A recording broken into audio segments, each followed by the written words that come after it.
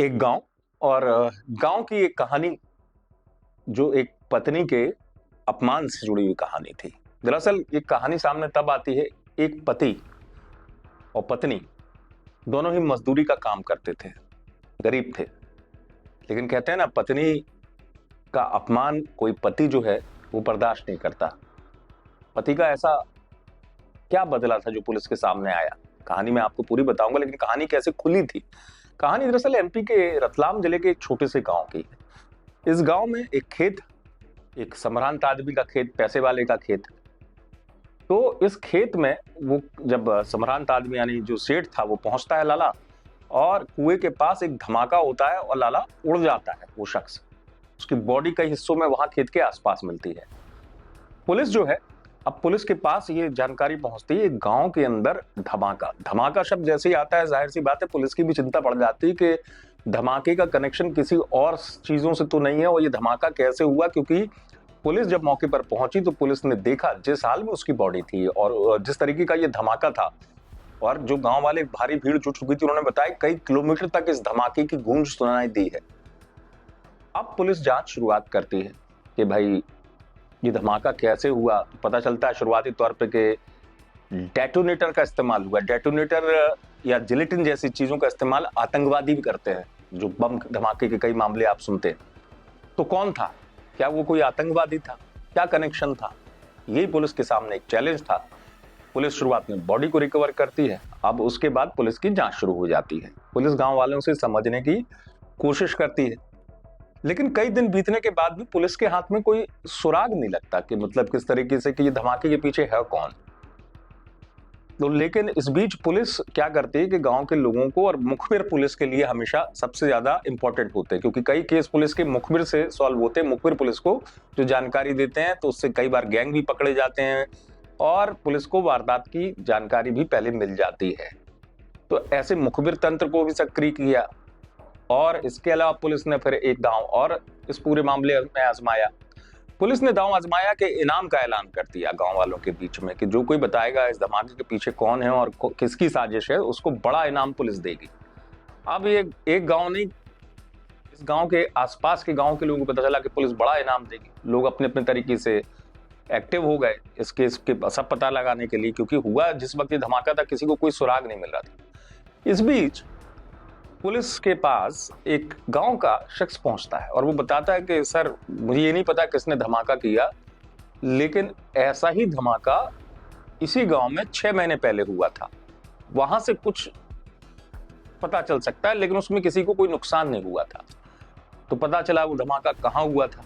तो पुलिस इस बात के लिए पता करती है, पता चलता है इसी गांव का पूर्व सरपंच जो था उसके यहाँ धमाका हुआ था खेत में, और इसी तरीके से हुआ था।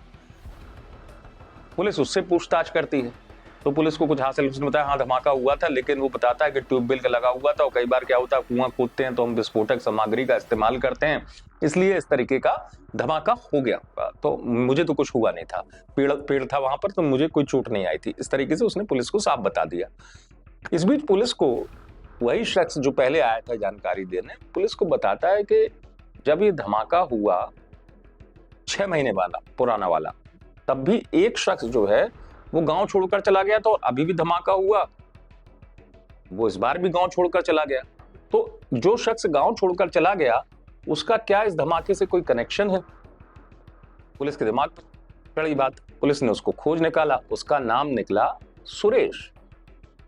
अब सुरेश को पुलिस पूछती है कि भाई तुम्हारा इस धमाके से क्या कनेक्शन है? तो बोले हाँ, मेरे पास धमाके से कोई कनेक्शन नहीं, लेकिन हाँ जो इस तरीके की चीजें होती है, कई बार के बोरवेल करना है या पहाड़ को में से पत्थर को तोड़ना है, तो कई बार मेरे पास वो चीजें होती हैं, डेटोनेटर वगैरह कुछ चीजें। हालांकि इसको रखा नहीं जा सकता, आपको बताया कानूनी तौर पे, लेकिन मेरा इससे कोई कनेक्शन नहीं। पुलिस उसको जाने देती है, लेकिन पुलिस को बार बार एक क्लू मिल रहा था कि कहीं ना कहीं इसका कुछ तो कनेक्शन है। पुलिस उसको बुलाती है, दोबारा पूछती है, और इस बार हिरासत में ले लिया जाता है। जब हिरासत में ले लिया जाता है तो पुलिस उससे सख्ती से पूछताछ करती है। तो वो बताता है कि हाँ, मैंने धमाका किया, मैंने उड़ा दिया उस शख्स को, तो ये प्लान मेरा ही बना हुआ प्लान था। अब पुलिस के होश उड़ जाते हैं कि वजह क्या, तुमने ऐसा क्यों किया। और इससे पहले वाले धमाके में तुम्हारा कनेक्शन है जो पुराने सरपंच है, उनको भी उड़ाने की तुमने कोशिश की थी, तो वो कबूल कर लेता है पुलिस के सामने कि हाँ मेरा ही प्लान था। लेकिन प्लान क्या था, क्यों था, वो क्या बदला लेना चाह रहा था। तो कहानी निकलकर सामने आती है। वो बताता है कि मामला 1 साल पहले का है। मेरी पत्नी इन्हीं में से एक शख्स जो पूर्व सरपंच था उसके खेत पे काम करने गई थी। और जब वो खेत पे काम करने गई तो जो पूर्व सरपंच था उसने अपने कई और दोस्तों को बुला लिया, मेरी पत्नी से बदतमीजी करना शुरू कर दी। मेरी पत्नी उनको मना कर रही थी, गुहार लगा रही थी, वो नहीं माने और उन्होंने मेरी पत्नी के साथ गैंगरेप कर दिया। पुलिस भी रोंगटे खड़े हो गए कि गैंगरेप की बात। तो पुलिस ने उससे पूछा, इतना बड़ा मामला हो गया और तुम पुलिस में तुमने शिकायत तक दर्ज नहीं कराई। वो कुछ अलग सी बात करने लगा, इसमें अलग अलग चीजें निकलकर सामने आई। उसने कहा कि नहीं, समाज में बदनामी हो जाती, होता है कई बार गांव में कि मैं अगर अपने ही पत्नी के बलात्कार की और ये गैंगरेप जैसी चीज की रिपोर्ट लिखवाऊंगा तो पूरे समाज में बदनामी हो जाए, पूरे इलाके में बदनामी हो जाएगी। फिर दूसरी बात कहता है कि नहीं, मेरी तो कोई फरियाद ही नहीं सुनी गई, पुलिस ने सुनवाई नहीं की। अलग अलग चीजें उसने पुलिस को बताना शुरू की गई। लेकिन अब ये साफ हो चुका था कि इस शख्स ने ही धमाके वाला ये प्लान बनाया है। तब वो बताता है कि 1 साल पहले मेरी पत्नी जब खेत से लौट कर आई थी तो उसने मुझे बताया था इस तरीके से कि मेरे साथ इन लोगों ने ऐसा ऐसा गलत काम किया है। बोले मैं सहम गया था, मैं तुरंत बदला लेने के लिए जा रहा था कि मैं छोड़ूंगा नहीं, क्योंकि मैं गरीब था और वो लोग दबंग थे। मेरी पत्नी ने मुझे कसम देकर रोक दिया और मैंने उस समय ये प्लान टाल दिया। लेकिन मैं बार बार जब भी उस घटना के बारे में सोचता तो मेरे मन में बदला लेने की बात सामने आती और मैं कोशिश करने में लग गया था। 1 साल तक मैंने बिल्कुल अपने आप को कंट्रोल में रखा, बार बार पत्नी की कसम का ध्यान रखा कि मैं इनसे बदला नहीं लूंगा, भूल जाऊंगा, जो हुआ सब खत्म। लेकिन 1 साल बाद मेरे दिमाग में आया कि बदला तो लेना ही, और तभी मैंने कुछ अलग प्लान बनाया और मैंने सोचा था कि इनको उड़ा डालूंगा, ऐसे नहीं मारूंगा, खतरनाक सजा दूंगा। तो ये गांव के किसी शख्स से मिला था जिसके पास ये विस्फोटक सामग्री होती है। इसने विस्फोटक सामग्री पहले से लेकर रख ली थी और इस घटना जब ये हुई थी तो उससे 6 महीने पहले जो मेन जिस पर वो आरोप लगा रहा था कि पूर्व सरपंच था, उसको उसने धमाके से उड़ाने की साजिश रची थी और कुएं के पास, ट्यूबवेल के पास उसने धमाके की सामग्री लगाई थी। लेकिन इत्तेफाक था कि वो शख्स बच गया था।